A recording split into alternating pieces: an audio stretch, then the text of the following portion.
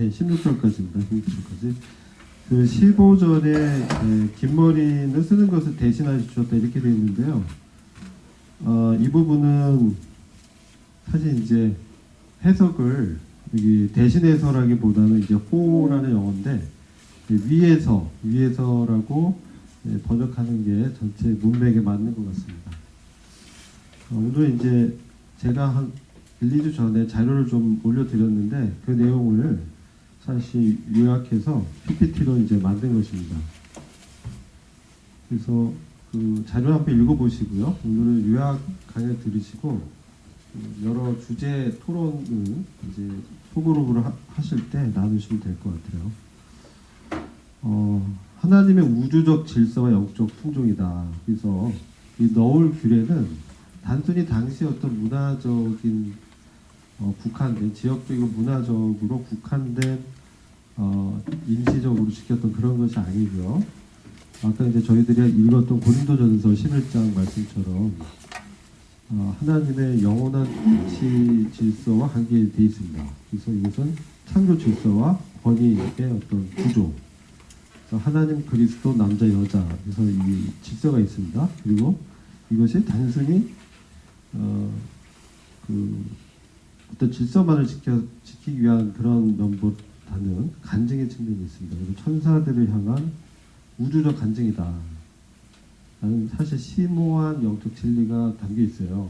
근데 이 부분을 오늘날에는 여러 자의적인 해석들을 많이 하면서 자교의 상황에 따라서 쓰기도 하고, 예배 드릴 때만 쓰고, 이제 안 쓰고, 모자를 쓰기도 하고, 수건 덮기도 하고, 여러 가지 방법이 있습니다. 근데 이게 모자나 수건은 이 방법의 차이인 것 같아요. 근데 문제는 쓰냐 마냐 이 문제 같아요.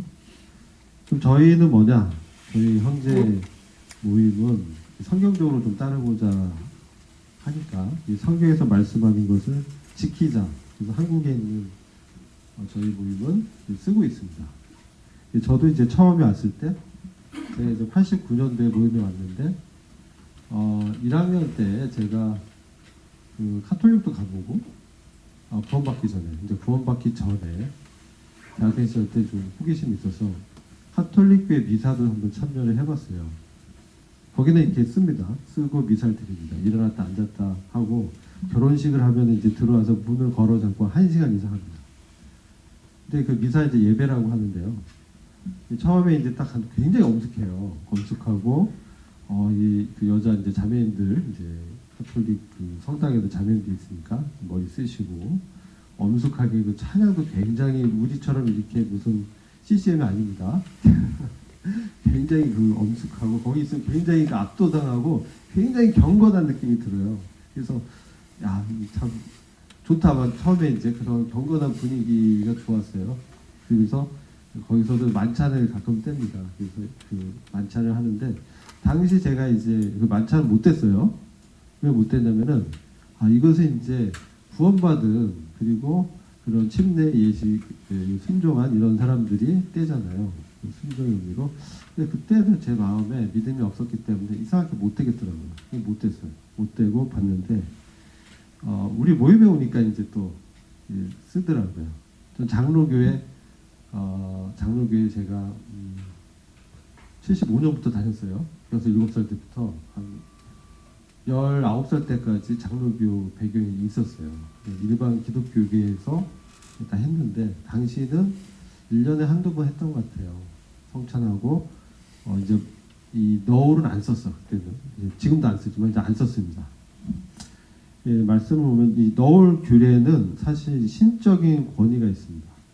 그래서 이게 어떤 사도적 권위로 전달된 불변의 가르침이다. 그래서 이거 유전이다 이렇게 표현합니다. 그래서 특정 지역 관습이 아니라 준수해야 될 법령이다 이렇게 해석을 합니다. 그리고 이건 사도 바울도 주님으로부터 직접 받은 계시라고 얘기를 하고 성찬식과 부활의 교리처럼 중요하고 구속사적 진리와 동일한 권위를 갖고 있다. 그리고 보편적으로 어떤 특정 지역이 아니라 각처에서 모든 교회에 적용되는 주의 명령이고 시대와 장소를 초월한 영속적 법령이다. 이것도 중요합니다. 왜냐하면 어떤 분들은 이게 당시 고린도 교회의 시대적 그런 배경 때문에 그때만 썼다 이렇게도 생각하는데 사실은 그렇진 않습니다.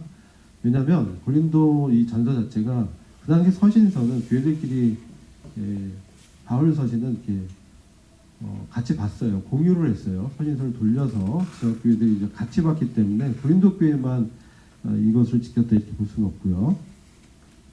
그래서 고린도전서 11장 2절 보면 내가 너희에게 전한 것을 너희가 기억하고 또 내가 너희에게 전하여 준 대로 그 유전을 너희가 지킴으로 너희를 칭찬하노라.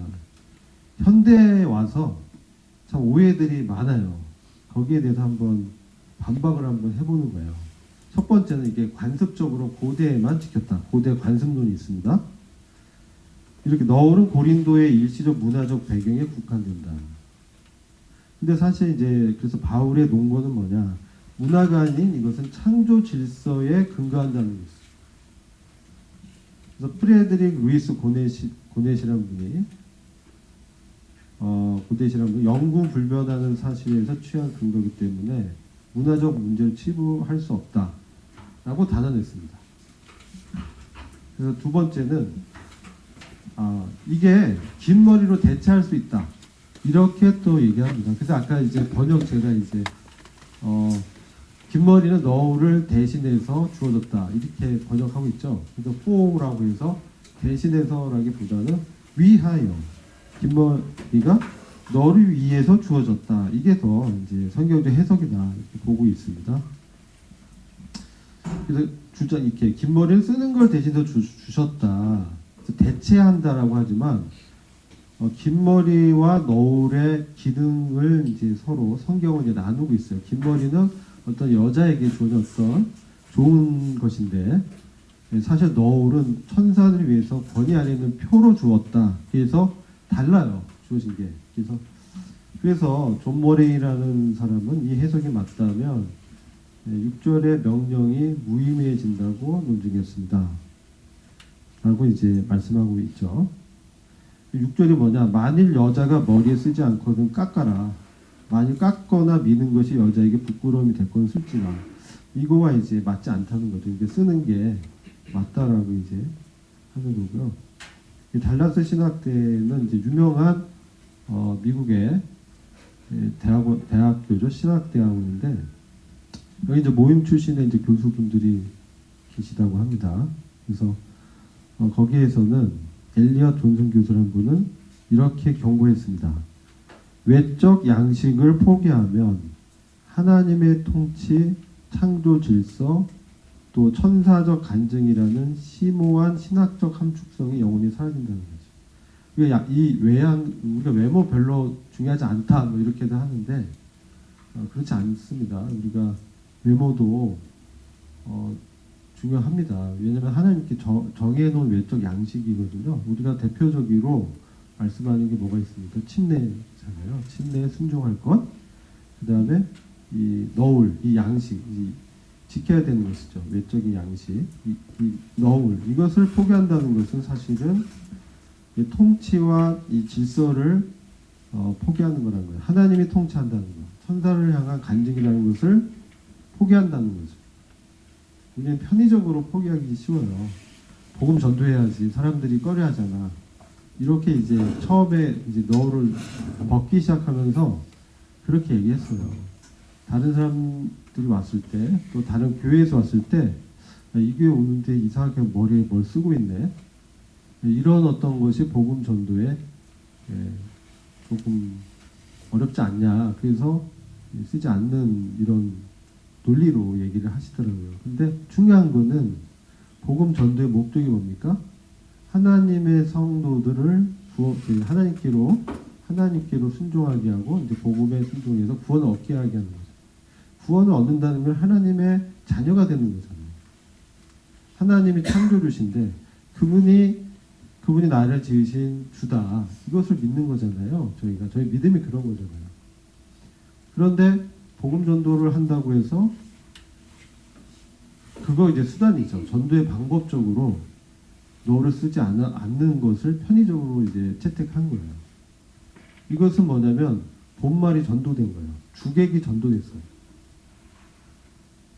이게 중요합니다. 이사야서 6장을 보면 거기에 보면은 이제 나는 그 제사보다 순종을 원한다는 말씀이 있어요.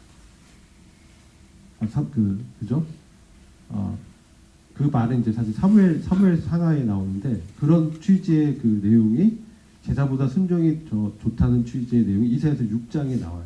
그게 어떤 말씀이냐면 이스라엘 백성이 제사를 드렸는데 사실 이제 그들의 마음에 하나님에 대한 사랑과 복종의 의미보다 의무감으로 지킨 거예요. 그러니까 좀 제사 이제 헌물도 정말 말씀대로 정말 깨끗하고 정결한 그 헌물을 드린 게 아니라 짐승을 잡아서 드린 게 아니라 뭐 약간 이제 계속 이게 바치다 보니까 대충 바치거나 약간 문제가 있는 걸 바치거나 하여튼 무수히 그 죄를 지으니까 제사장들한테 이 짐승을 가져왔는데 좀 그런 것들 가져왔어요. 그러니까 하나님께서 야 내가 지쳤다 질렸다 이거 더 이상 가져오지 마라 그런 말씀을 하셔요. 그래서 그 이사야 선지자가 하는 말씀이나 또 사무엘이 이제 사울 왕을 폐위시킬 때 그렇게 말씀한 거예요. 사울 왕의 폐위도 뭡니까? 아말렉을 멸족시키고 아각 왕을 죽여라고 하고 그 소유를 다 불태우고 없애라고 명령을 내렸어요. 하나님께서 그렇게 하시라고 했다. 근데 사울 왕이 가서 아말렉하고 싸워서 이겼는데 그 전리품을 취하면서 하나님 말씀대로 다 제거하지 않고 남겨둔 거예요. 그리고 아각 왕도 살렸어요. 죽이라고 했는데. 그래서 아말렉은 이스라엘 민족의 원수죠. 그래서 출애굽할 때도 그 광야 생활할 때도 그 이제 이스라엘 백성을 뒤에서 막 쫓아오면서 괴롭히고 아주 안 좋은 하나님 백성의 대적이다. 그래서 하나님이 그 아말렉 족속은 멸절시키라고 했는데 그렇지 않았다. 그래서 왜 안 했냐? 사울 왕이 자기 판단대로 한 거예요. 자기 판단대로 아니 좋은 건데요. 우리가 제사 드리려면 이런 짐승도 필요하고요. 이것도 이제 남겨두고요. 이렇게 이제 자기가 판단한 것이죠. 그래서 뭐 다른 사람들도 그걸 원해요. 이런 식으로 이제 백성들이 원합니다. 이렇게 하면서 타협합니다. 타협하면서 하나님이 이렇게 말씀한 명령을 어겨버립니다. 제사도 이제 사무엘이 오기 전에 드려버리고 급하게. 사실 이제 우리가 어떤 일을 할 때 급하게 하다 보면 그냥 어떤 본질보다는 그런 걸 그냥 해버리는 경우가 있어요. 그런 거 이제 임의적인 선택. 이것은 이제 이 말씀의 원리로 보면 타협한다고 하나님 보시는 거죠. 그리고 그것에 대해서 심판을 벌이시고 사울 왕이 결정적으로 거기서 폐위당합니다. 그 행위 때문에. 근데 사실 이게 누적이 됐긴 했지만 하나님이 참다 이제는 더 이상 안 된다. 그래서 너울도요. 이런 것이에요. 하나님이 쓰라고 한 것은 분명한 이유가 있다. 근데 그것을 우리가 교파별로, 교회별로 자의적 해석으로 이제 그렇게 이제 임의로 한 것이죠. 안 쓰기도 하고, 그러니까 예배될 때 안 쓰고, 예배될 때 쓰는데 이제 사람들이 이렇게 모였을 때 또 안 쓰고 이렇게 편의적으로 했다 이거예요. 굉장히 지혜롭게 보였어요, 사실. 근데 정말 하나님의 말씀에 비추어서 들어갔을 때 정말 지혜로운가? 인간적인 방법으로 봤을 때는 그것이 정말 뭐 합리적으로 보일 수 있어요. 그렇죠? 합리주의죠.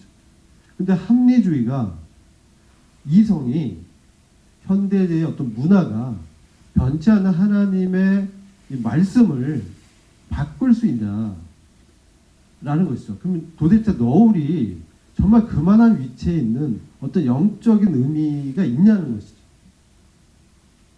그렇지 않다면 굳이 그것을 해가지고 남들한테 시비 붙고 뭐 이단 시비 붙고 왜 이러냐 이렇게 해서 그렇게 장애가 된다면 이거 과연 써야 되느냐? 그리고 왜 여자만 쓰냐? 자매들만 남자는 왜 안 쓰냐? 그렇죠? 유대인들은 그 남자들이 모자 쓰잖아요. 왜 그러냐? 그래서 이런 이제 이슈가 고린도교에 있었다는 거죠. 그러니까 사도 바울이 명확하게 그것을 가르치기 위해서 이것은 그냥 임의로 하는 어떤 문화적인 그게 아니다. 이 영적인 교훈이 있다.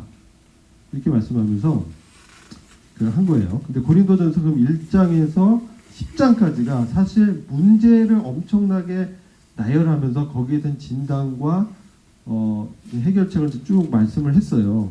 그래서 분파주의가 있었고 교만했고 성도 간의 어떤 송사도 있고 뭐 간음의 문제, 부도덕한 문제 이런 것들이 교회에 많았었습니다.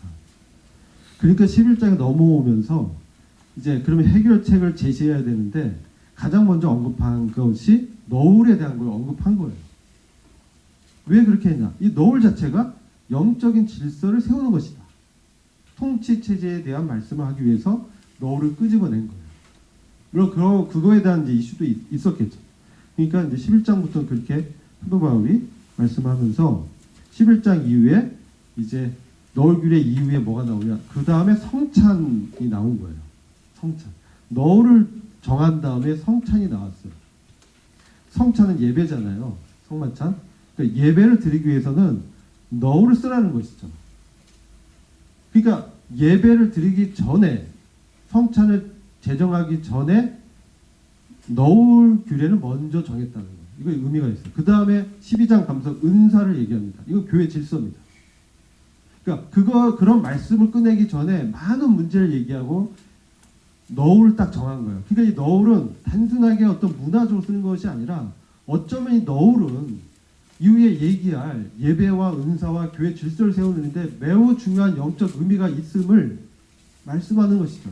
남녀의 평등과 남녀 역할에 대한 부분과 당시에도 많은 문화적인 차이가 있었습니다.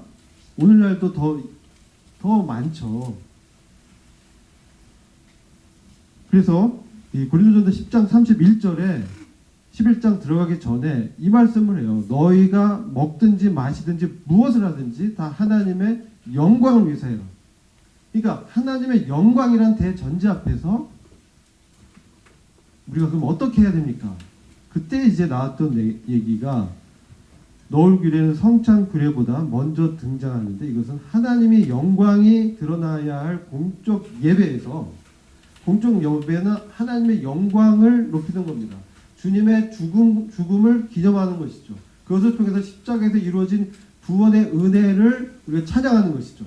근데 그것을 할 때 그럼 이렇게 예배를 드리는데 하나님의 정한 그러한 외적인 양식이 특별히 천사들 앞에서 권위의 표로 덮는 이 수건을 제정한 것은 이 예배 드릴 때도 올바른 영적인 질서를 확립함으로 고린도 교회의 영적 문제를 해결하는 핵심적인 열쇠이기 때문에 이 말씀한 거예요. 그래서 우리는 그런 부분에서 이렇게 접근해야 돼요. 그래서 그렇다면 이게 아까 읽었지만 하나님의 두 가지 우주적인 시스템이 있어요. 이게 매우 중요해요. 우리가 성경을 보고 해석하고 우리 삶에 적용할 때 이러한 두 가지 원리에 따르지 않으면 치우치기 쉬워요. 첫 번째는 은혜의 시스템이에요. 우리가 구원도 은혜입니다. 우리가 거룩해지고 성화도 은혜입니다. 그러나 이 은혜는 통치의 시스템을 사실 뒷받침하기 위해서 양대축이지만 은혜의 역할은 하나님의 통치와 영광을 드러내기 위한 기능이 있어요. 그래서 이게 중요한 거예요. 그러니까 은혜가 뭐냐? 이거 잘 알죠. 성령과 구원에 가는 것, 구속에 관련된 모든 것이 하나의 은혜입니다. 그래서 구원, 또 죄사함, 형제 자매 간의 이 평등한 거, 그렇죠? 질서의 구분이 있지만 사실 하나님과 그리스도의 질서상은 하나님 아버지시고 그리스도께서 아들이시고 하나님께 아버지께 순종했죠. 이것은 질서지만 동일하게 하나님이시죠. 아버지 하나님, 아들 하나님. 그래서 동일하고 평등하지만 질서적으로는 그렇게 된 거예요. 그래서 남녀 역할도 똑같은 거예요. 평등하지만 질서가 있다는 거예요. 어떤 하나님의 뜻을 행하기 위해서. 그래서 이것도 사실 은혜죠. 인간의 반역. 에덴 동산에서 신라권을 하면서 반역했죠. 그렇게 됐을 때 하나님께서 가죽 옷이라는 어떤 짐승의 피를 흘린 제사 제도를 세우면서 아담과 하와의 수치를 덮어주셨죠. 이게 은혜입니다. 그리고 목적은 뭐냐? 반역한 하나님의 말씀을 거역한 인간을 구원하고 회복시키기 위한 것이 이제 은혜의 기능이에요. 그리고 통치는 뭐냐? 이것은 하나님의 주권적 의지에 따른 영적인 질서예요.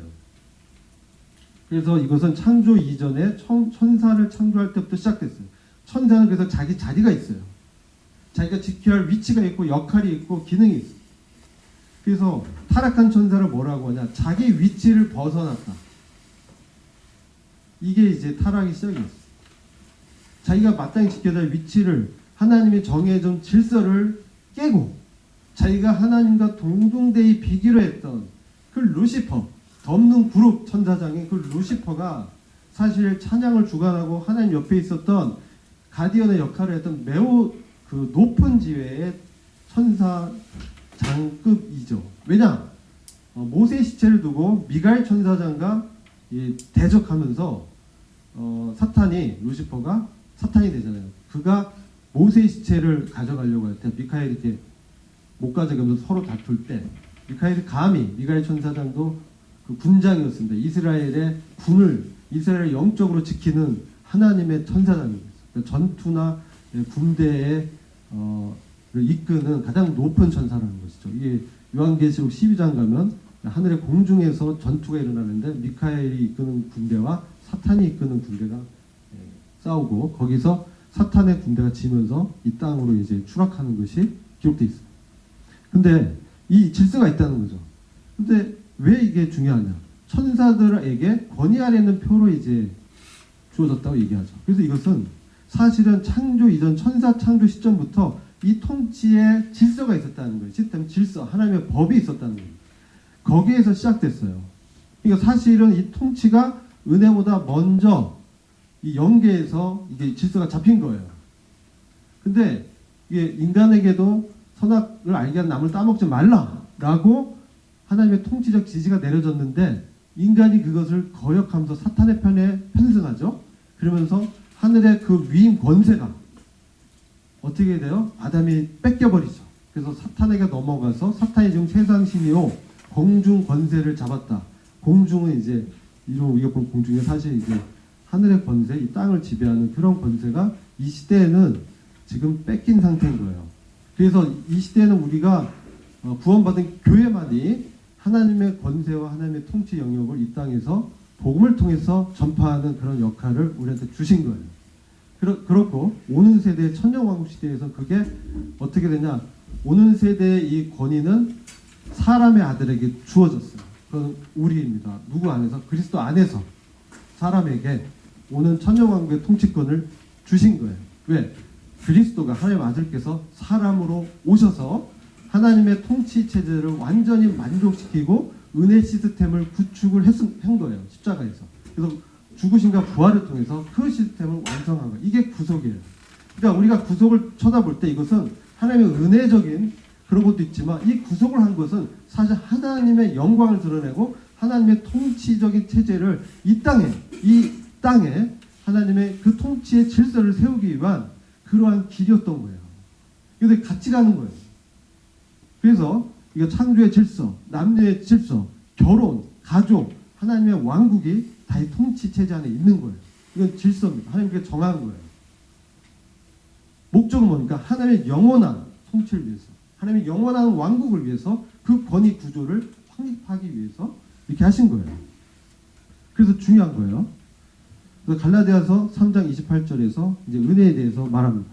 너희는 유대인이나 헬라인이나 종이나 자유인이나 남자나 여자나 다 그리스도 예수 안에서 하나다. 하나님의 은혜를 받을 때, 그죠? 다 똑같아요. 차별이 없어. 모두 다 보편적인 구원을 받는 것이에요. 내가 너보다 잘나서 저 민족보다 이 민족이 더 뛰어나서 절대 아닙니다. 하나님의 은혜는 하나님의 긍휼하심에 기초합니다. 우리가 어떠한 행위나 어떤 조건을 맞춰서 은혜를 얻는 게 아니에요. 하나님이 그렇게 정하신 거예요. 선택하시고 부르셔서 그렇게 하신 겁니다. 그래서 이것은 우리가 항변할 수 없습니다. 저항할 수 없습니다. 그분의 은혜 앞에 엎드리는 것이 인간의 뭐냐면 위치라는 것이죠. 그게 그래서 통치가 이제 등장하는 것이죠. 그래서 너울 규례는 바로 이것을 그 영적인 영계 보여주는 권위 아래에 있는 표시로 특별히 여자들에게 명한 것이 이거 어떻게 대체하겠냐는 거죠. 대체될 수 없는 거예요. 어떤 복음 전도의 목적이나 뭐 우리가 뭐 이게 아닌 거예요. 하나님 통치를 지키기 위해서 세운 거를 이걸 벗겠다? 복음 전도를 왜 합니까? 하나님의 통치, 영광을 드러내려고 하는 거예요. 근데 하나님 정한 걸 왜 질서를 천자들이 다 지켜보고 있습니다. 그것을 지키고 있는지. 회중의 예배 가운데 천사들이 지켜본다고 돼. 그래서 이것은 바로 그리스도의 머리 되심과 하나님의 주권을 나타내는 거예요. 창조 질서 권위에 기반한 영원한 원칙이지 시대적이나 뭐 어떤 지역에 국한된 그런 일시적인 제도가 아닌 것이죠. 성경 전체적으로 보면 이해가 되는 것이에요. 이 두 시스템의 관계를 잠깐 설명드리고, 은혜는 절대 통치를 폐지할 수 없습니다. 오히려 은혜는 통치에 순종하는 힘을 주는 게 은혜입니다. 은혜는 그 하나님의 통치에 순복하고 그것을 따르기 위해서 그 능력을 주기 위해서 그 은혜가 주어진 거예요. 은혜의 목적이 그런 거예요. 그래서 이거 되게 중요해요. 어떤 사람은 은혜주의지만 사실 은혜의 목적을 성경에서 가르치고 있는 바를 정확하게 합니다. 하나님의 통치체제에 순종하는데 우리가 부족하고 실패하고 잘 못하기 때문에 하나님의 은혜를 통해서 그것을 보완해 주면서 할 수 있도록 하기 위해서 은혜를 주신 거예요. 이 질서를 명확하게 알아야 됩니다. 우리는. 통치는 그래서 독립적 원리로 통치는 유지되는 거예요. 왜? 창세 이전부터, 창조 이전부터 이것은 있었던 하나님의 나라의 질서이기 때문에 그런 거예요. 그럼 은혜는 바로 이 통치 질서를 완성하기 위해서 은혜는 역할하는 거예요. 그 봉사를 할 수 있도록, 섬길 수 있도록 은혜가 그런 역할을 하는 거예요. 은혜가 하나님 통치를 넘어서서 갈 수가 없어요. 그러면 어떻게 합니까? 지옥이라는 게 있을 수 없죠. 왜 지옥에 보내요? 다 천국에 보내요. 그잖아요. 은혜가 통치를 앞선다면 지옥 갈 사람은 아무도 없는 거예요. 근데 은혜는 그 통치를 보완하고 통치에 순종하기 위한 힘을 주기 위한 것이기 때문에 우리가 그런 분명한 이해를 갖고 있어야 됩니다. 많은 그리스도인이 구속 안의 평등성만을 근거로 이 통치 원리를 무시하는 오류에 빠집니다. 그러나 통치 시스템은 은혜 시스템을 위한 것이 아니라 은혜가 통치 질서의 완성을 위해 봉사하도록 설계된 거예요. 그래서 하나님의 통치 원리는 시작부터 끝까지 독립적이고 절대 침범할 수 없어요. 하나님의 영광은 그 누구에게 넘겨주는 그런 것이 아니에요. 근데 정말 하나님의 은혜 때문에 이 교회가 그리스도의 영광에 동참하면서 그리스도와 공동상속자가 될 수 있는 놀라운 은혜를 주신 거예요. 우리가 이 땅에 사는 목적입니다. 그래서 하나님이 경고를 합니다. 하나님의 통치 원리를 무시하는 것은 너를 그렇게 함부로 평가하고 안 쓰고 이렇게 하는 것들은 정말 우리가 잘 이게 상고하고 잘 지켜야 돼요. 구원받은 자라도 하나님의 시각에서 무법한 자들이 되는 심각한 영적 위험입니다. 마태복음 7장에 나더러 주여 주여 하는 자마다 천국에 들어갈 것이 아니요 하나님 뜻대로 순종하는 자라야만 천국에 들어갈 수 있다. 그렇죠? 내가 너희를 도무지 알지 못하니 내게서 떠나가라. 그렇게 하나님이 정말 경고를 하시잖아요. 왜 그렇습니까? 무법한 자, 불법을 행한 자들은 뜻은 롤리스미스, 법이 없는 무법한 하나님의 그 통치 질서를 무시하고 내가 하나님이 돼서 하나님의 은사를 남용하고 하나님의 권위보다 자기 뜻을 앞세우고 그런 것은 루시퍼와 같은 교만한 태도를 나타낸다는 것이죠. 그래서 그들이 예수님이 난 널 모른다고 한 거예요.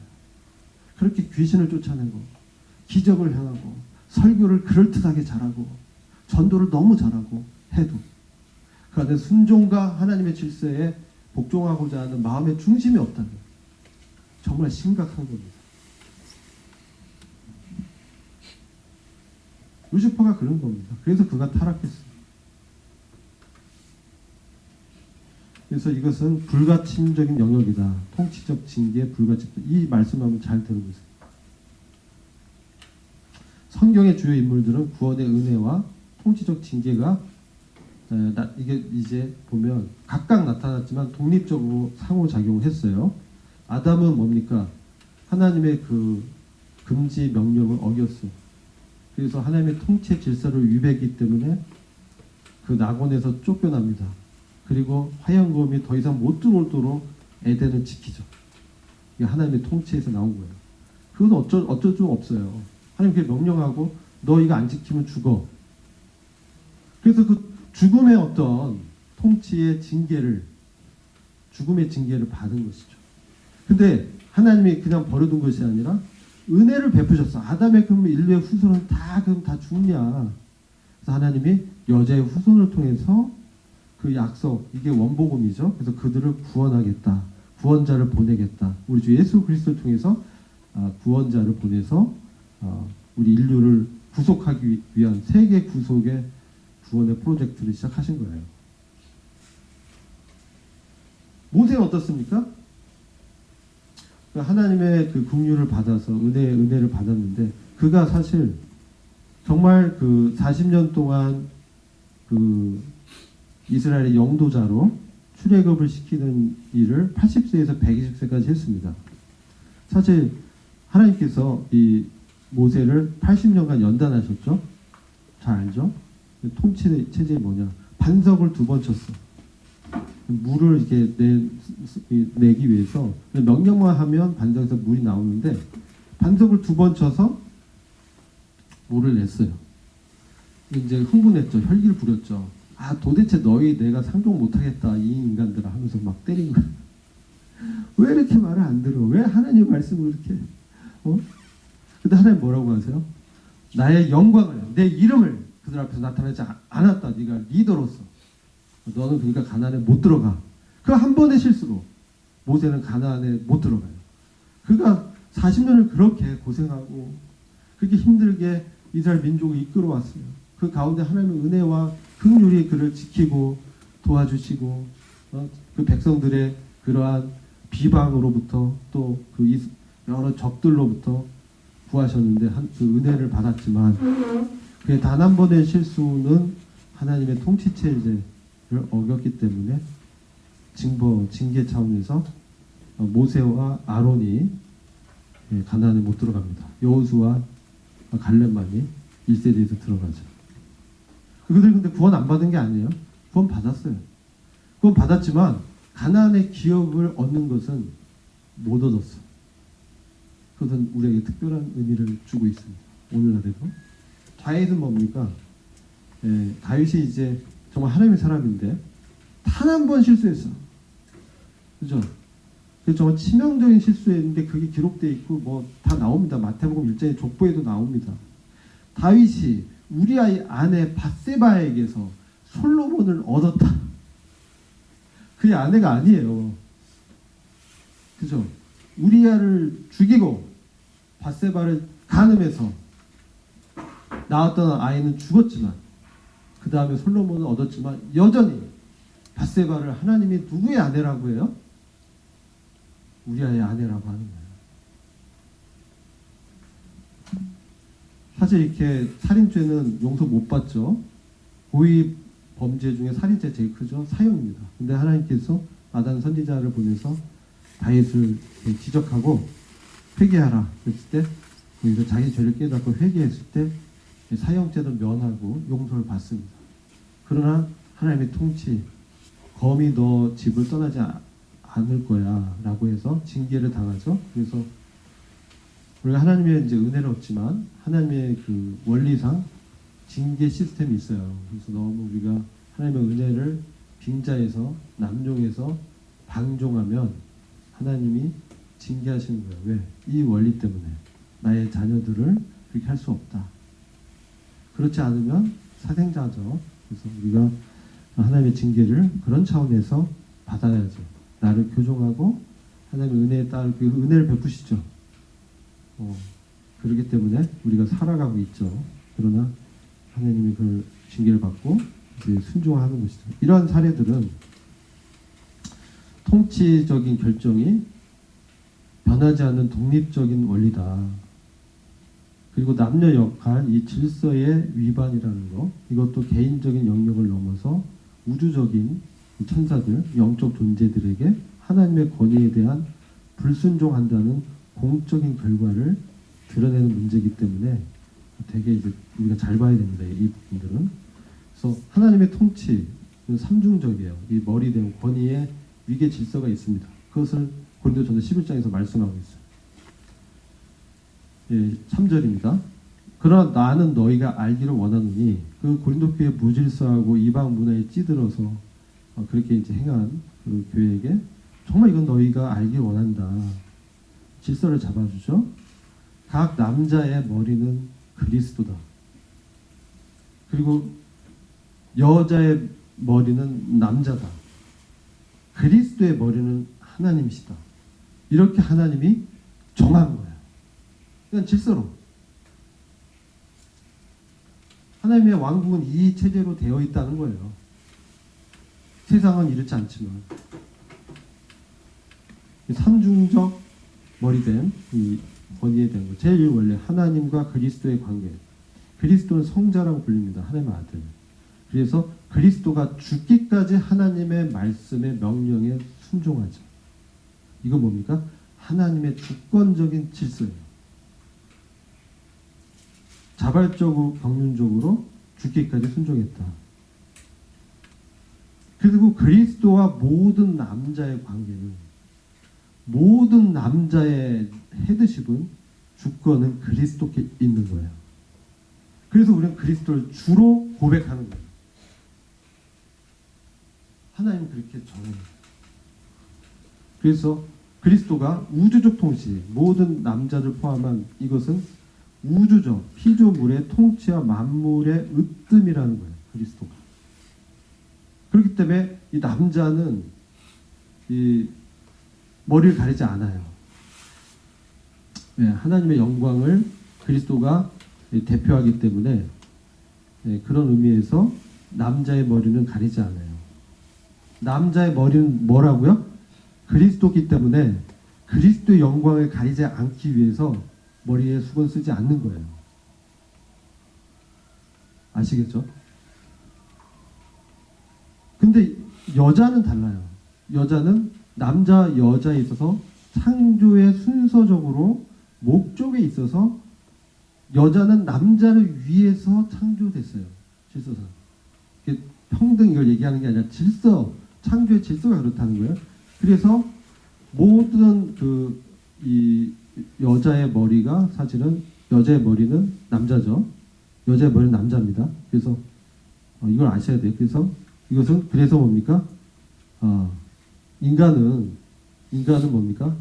머리를 하나님 앞에서 가려야 된다는 것이죠. 사람은 하나님 앞에서 머리를 가려야 된다. 머리를 덮어라. 머리가 두 개가 아니라는 뜻이에요. 하나님 앞에서 머리를 가리라는 거예요. 그것은 하나님의 권세 아래 있다라는 표시로 하라는 거예요. 자연적인 머리는 원래 있는 거예요. 여자들은 머리가 긴 게 이쁘잖아요. 남자가 머리 장발 있어요. 락커들 보면 머리 막 그냥 하면서 머리 들이잖아요.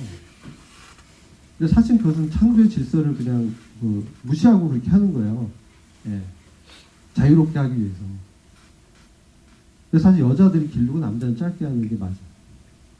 그리고 여자들은 반드시 공적인 자리에서는 머리를 이렇게 덮어라. 그래서 남자들이 이렇게 볼 때, 우리가 그리스도의 권위 앞에, 하나님의 권세 앞에 있구나. 그 아래에 있구나. 그걸 인정하는 거예요. 그래서 이 질서는 사실 우월성의 문제가 아닙니다. 그죠? 그 우월성의 문제가 아니라 기능적 역할의 문제예요. 그래서 성자 하나님이 성부 하나님께 순종하셨으나 본질적으로 동등된다. 빌립보서 2장을 보면 그리스도께서 하나님과 동등되시지만 동등됨을 취하지 않으시고 라고 하는 것이죠. 자발적 순종이에요. 본질은 동등한데 질서상 아버지 하나님의 뜻, 성부 하나님의 뜻에 순종하셨다는 거죠. 이게 똑같아요. 여자가 기능적으로 본질적으로 평등해요. 그렇지만 기능적 역할로는 순서를 이렇게 정해놓은 거예요. 질서를. 그래서 여자가 남자에게 복종하도록 한 것도 사실 똑같은 거예요. 동등함 가운데 역할에 따르는 순종인 거예요. 왜? 하나님께서 그렇게 할 때 여자들에게 더 큰 영광을 주겠다는 거예요. 자매님들의 특권이에요. 너무는. 그 창조 질서는 영속성의 부분에서 창조의 순서에서 남자가 여자에게서 난 것이 아니요. 여러분 이제 우리는 어머니 배에서 태어났죠. 나중에 나옵니다. 그러나 창조의 원천은 여자라는 그 우먼이라는 것은 man에서 from man 남자로부터 창조됐다는 것이죠. 그 갈빗대에 취해서 여자를 재웠다. 나의 뼈 중에 뼈, 살 중에 살이다. 사실 하나입니다. 하나지만 취해서 만든 것이죠. 하나님께서. 그래서 창조 순서가 남자가 먼저고 여자가 나중이고 여자는 남자로부터 나왔다는 거예요. 닭이 먼저나 달걀이 먼저나 했을 때 아담이 먼저냐 하와가 먼저냐 아담이 먼저라는 것이죠. 이 순서가 그렇다. 남자는 창조의 원천이고 여자는 그 옆구리에서 취해졌다. 목적이 뭐냐? 9절에 보면 남자가 여자를 위해서 짐을 받지 않았다. 여자가 남자를 위해서 짐을 받았다. 이게 목적입니다. 창조. 이게 분명한 거예요. 그래서 여자는 남자의 동반자, 돕는 자로 창조된 거예요. 그래서 이 부분을 우리가 그렇게 하나님이 창조 목적을 정했기 때문에 이렇다는 것이지 남자가 여자보다 우월하다는 게 절대 아닙니다. 기능적인 역할을 구분한 거예요. 그 역할을 이렇게 하도록 이 땅에서 그렇게 하도록 했어요. 그러나 오는 세상에서도 그렇게 될 것이냐? 잘 모르겠어요. 오는 천년왕국의 통치 때 자매님들이 그러면 이렇게 될 것이냐? 그 생명의 유업을 함께 받는다 이렇게 말씀합니다. 그래서 그 부분까지는 제가 좀 짧아서 그 부분까지 깊이는 못 들어갔어요. 여러분들이 좀 더 연구해서 오는 왕국에서 좀 어떻게 될 것인가. 근데 이제 그냥 유추해 보면 이 결혼이 없어요. 부활체는 결혼 생식을 안 해요.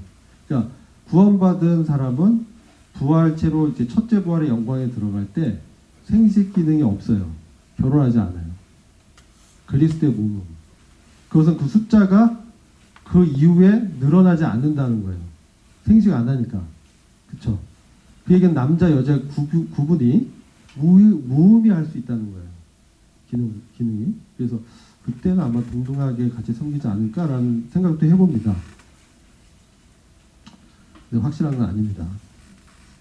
유추해보는 겁니다. 영속적으로는 창조 질서의 순서와 목적은 남자에게 기능적인 권위를 주셨어요. 여자에게는 통치 질서를 내가 받아들이는 그 수용을 공적으로 선언하는 그런 특권을 주신 거예요. 그러니까 너울은 특권이에요. 의무가 아니라. 나의 특권이다. 그래서 이게 모든 사람이 하나님의 권세 아래에 있다라는 것을 천사들과 그 영적인 피조, 그 하늘의 정사와 권세들에게 보여주기 위해서 그러한 특권적 역할이 부여된 겁니다. 그래서 이것은 문화 시대나 변화 무관하게 영원히 유효한 하나님의 질서다. 이렇게. 그래서 영광의 가려짐과 드러남. 남자는 하나님의 영광을 드러내죠. 그래서 머리를, 남자의 머리는 그리스도이기 때문에 머리를 안 가려요. 여자는 인간 이제 타락한 이후에 인간은 이제 하나님 앞에 영광을 가리는 것이죠. 고린도서 11장 7절 전반부는 남자는 하나님의 형상과 영광이니 그 머리에 마땅히 쓰지 않거니와. 자, 이거 한번 생각해 보세요. 하나님의 형상이라는 거, 하나님의 어떤 기능, 하나님의 어떤 성품 이런 것을 사람이 이제 그것을 대리해서 위탁받아서 하잖아요. 그러면서 사실 하나님의 위에만 통치를 하기 때문에 하나님의 영광을 드러내는 어떤 대리인의 역할인 것이 사실. 그래서 그렇지만 그것은 하나님의 형상과 영광이기 때문에 머리에 쓰지 않는 것이 마땅하다. 이렇게 정했고 여자는 남자의 영광이다. 그래서 참 이 표현이 여자를 볼 때 그렇게 생각해야 돼요. 여자가 남자보다 못하다가 아니라 여자를 통해서 남자의 영광을 나타낸다는 거예요. 자매님들을 통해서 형제들의 영광을 나타내는 거예요. 네, 그런 겁니다. 그래서 남자가 머리를 가리지 않는 것은 이것은 하나님의 영광과 권위를 나타내고 그리스도의 대리자로서 하나님의 영광을 드러내는 자의 위치에 있다. 이게 원래 창조의 목적을 얘기 드리는 거예요. 그래서 머리에 무엇을 쓰면 하나님의 영광을 가리는 결과를 초래하고 여자는 남자의 영광은 창조 질서에 따라서 종속된 영광이기 때문에 사실 이제 우리가 죄로 인해서 이게 부서졌죠. 인간의 영광이 아담의 그 권위가 떨어지고 세상을 다스리고 정복하는 권세가 사탄에게 뺏기게 되죠. 그래서 그 회판한 인간의 영광을 상징하기도 합니다. 그래서 가립니다. 하나님 앞에서 그 권위 앞에 가리고 그래서 이것을 덮지 않는다는 것은 사람의 영광과 하나님의 영광을 동등하다고 드러내는 거기 때문에 덮어야 된다. 너울 규례가 성찬 규례보다 앞서 기록한 이유를 말씀드렸어요. 타락한 인간의 영광을 드러내는 그런 예배는 위선이기 때문에 그것을 가리기 위해서 예배의 올바른 영적 질서를 확립하는 것을 요구하고 있다. 그래서 긴 머리가 너울을 대체하냐 이 부분도 지금 교회들에서 약간의 분별의 그런 문제가 있죠. 긴 머리는 본성적이고 개인의 영광이죠. 그래서 기능적으로 여자를 남자로부터 구별하는 자연적인 덮는 거예요. 자연적 베일이다 이렇게 표현합니다. 그래서 하나님이 주신 자연적 은총이다. 그래서 긴 머리는 쓰는 것을 위하여 주셨다. 15절을 그렇게 번역하는 게 더 맞다는 거예요. 그래서 대신해도 준 게 아니라 for란 전치사가 뭐뭘 대신하다, 뭐뭇을 위하다라고 돼 있어요. 그래서 두 개 다 하는데 이걸 번역하는 분이 이제 대체서를 따른 거죠. 그래서 대신해서라고 번역한 거죠. 근데 문맥상 보면 위에서 주셨다고 번역해야 전체 문맥에 맞다. 너울은 뭡니까? 긴 머리는 그렇고 너울은 사실은 공적이고 영적인 순종의 표고 기능은 창조 질서에 대한 자발적 순종을 영적 세계 천사들에게 증거하는 거고 하나님의 통치 질서에 대한 경륜에 따라서 순종하는 것이다. 권세 아래 있는 표다. 그래서 자연적 특권 긴 머리조차 자연적으로 여자들이 긴 머리조차 영적인 통치 질서에 있는 너울을 대체하는 것이 아니라 오히려 지지하고 그것을 위해서 종속되어야 한다는 거예요. 그래서 대체할 수 없다. 천사들을 위한 우주적 간증이다. 이것은 이제 10절이죠. 여자는 천사들을 말미암아 권세 아래 있는 표를 그 머리에 두어라. 이걸 계속 강조했습니다. 타락한 인간에게 계신 하나님의 통치적 권위다. 천사들은 임재에서 공중 집회에서 성도들의 행실과 예배를 보고 있습니다. 우리가 만찬 뜰 때 천사들이 보고 있습니다. 그런 생각 해보셨어요? 우리가 가끔 피곤해서 졸 때 천사들이 보고 있습니다. 그래서 형제님들 감사하세요. 네, 감사 기도 준비해서 하시고 천사들이 듣고 저 형제님은 또 저런 어떤 간증과 말씀으로 주님을 높이는구나 이렇게 보고 있습니다. 그래서 영적 세계에서는 이 증거 차원에서 우리가 봐야 됩니다. 그리고 이것은 루시퍼가 권위를 버리고 자리를 이탈하는 것과 극명한 대조를 이루죠. 사탄의 반역과 대비된다. 그래서 우리는 복종을 하나님의 권세 앞에 복종하고 순종하는 것, 이걸 억지로 하는 것이 아니라 사랑하는 마음으로 자발적으로 순종하는 것을 드러낸다. 이 교회가 그래서 여자 자매님들이 남자를 대신해서 대표해서 우리 교회는 하나님의 말씀에 순종합니다라는 것을 보이기 위해서 자매님들이 쓰시는 거예요. 남자는 쓸 수가 없어요. 그 의미가 그런 거예요. 우리 교회는 남자들, 여자들 포함한 우리 교회는 하나님의 권위에 복종합니다. 그 뜻이라는 거예요. 그래서 찰스 스펄전 아주 유명한 목회자 설교자죠. 찰스 스펄전이 이렇게 얘기했습니다. 이게 형제교회만 하는 거 아니에요? 뭐 그렇게 얘기하길래 이제 그러면 역사적으로 유명한 다른 교파나 교계에서는 어떻게 분별하고 있냐? 그죠? 이게 뭐 브래들린의 유물 아니냐?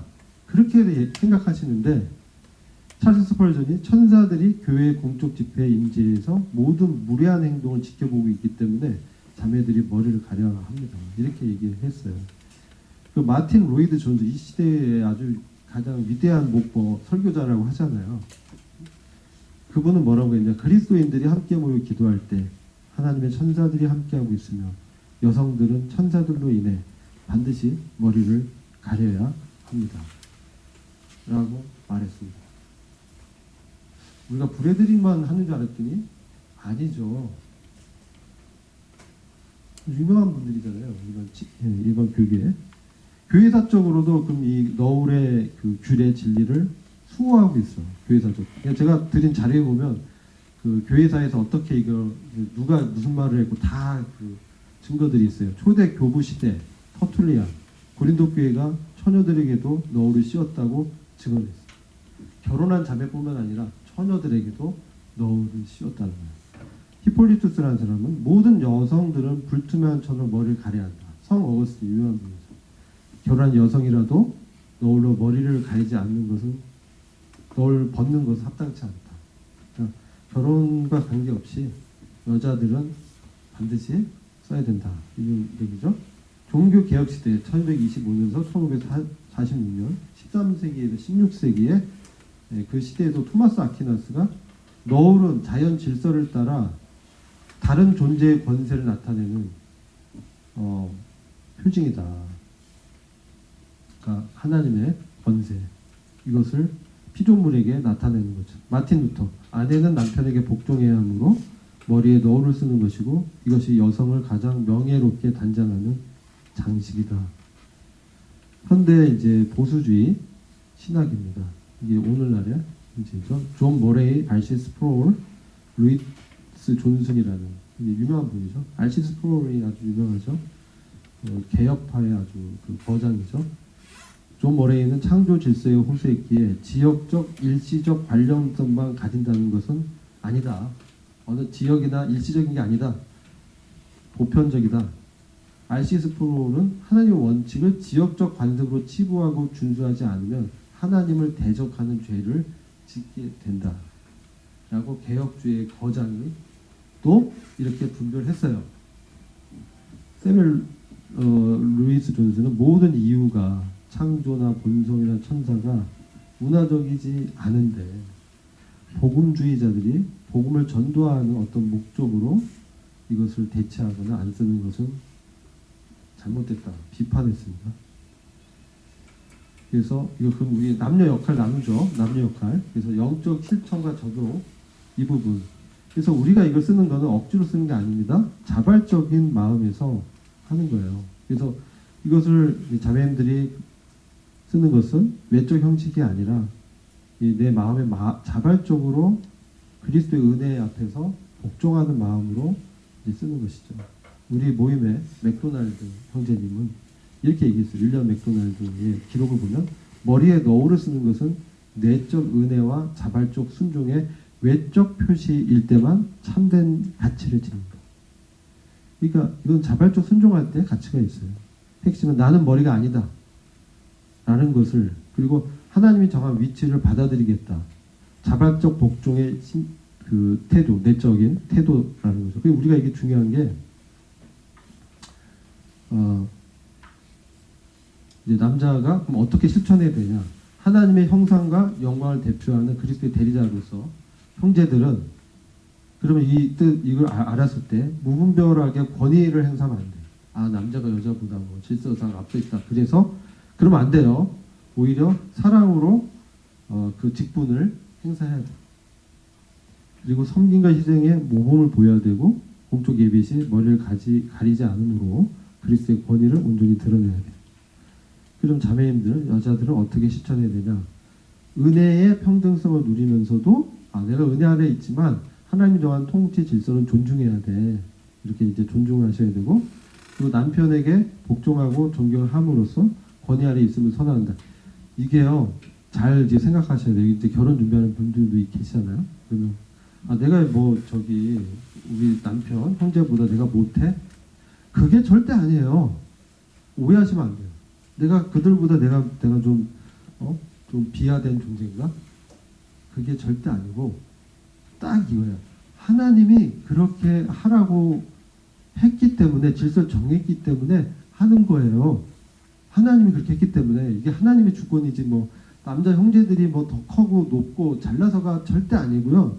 하나님께서 그렇게 하라고 하셨기 때문에 하는 거예요. 그러니까 그것을 할 때 나는 하나님께 순종하는 거예요. 사실은 누구에게 보이는 게 아니라 하나님 앞에서 하나님의 권위에 내가 순종한 뜻이기 때문에 절대 그런 생각을 가질 필요가 없는 거예요. 오히려 더 당당한 것이죠. 공적 예배나 기도나 될 때 해야 된다. 루시퍼의 반역과 반대되는 통치 질서를 수용하는 것이 이 때문에 기쁨으로 감당해야 되죠. 그리고 알치 스프롤 주니어라는 분, 이제 스프롤 주니어 아들인 것 같아요. 이 사람은 너울 착용을 후회하는 부부를 만나본 적이 없다. 가정의 질서가 사실 되게 중요하다는 것이죠. 오히려 이거 순종하지 못한 것을 후회하는 부부들은 이제 있다라는 겁니다. 이제 결론, 하나님의 왕국의 간증을 유지하기 위해서 우리가 1순위 하나님의 권위를 우리가 이제 이해하고 너울을 볼 때, 두 번째는 이 창조의 질서로 그렇게 하셨다는 거, 그 다음에 그리스도께서 머리시라는 거, 우리의 머리라는 거, 그리스도가 주라는 거, 그 다음에 타락한 인간의 영광은 가려져야 된다.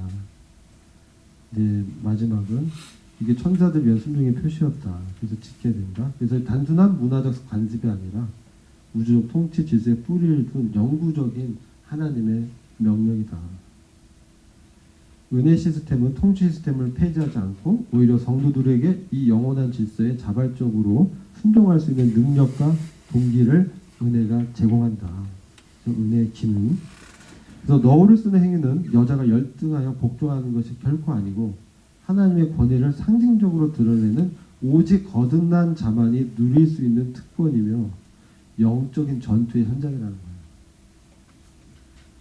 그래서 마지막으로 모든 복음주의 교회는 이 규례를 창조 질서에 근거한 영구적 법령으로 인식하고 자발적 순종의 마음가짐으로 실천함으로써 하나님의 영광을 온전히 드러내야 합니다.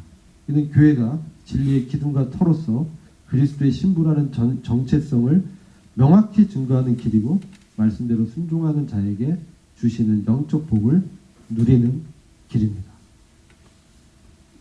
네, 이상입니다.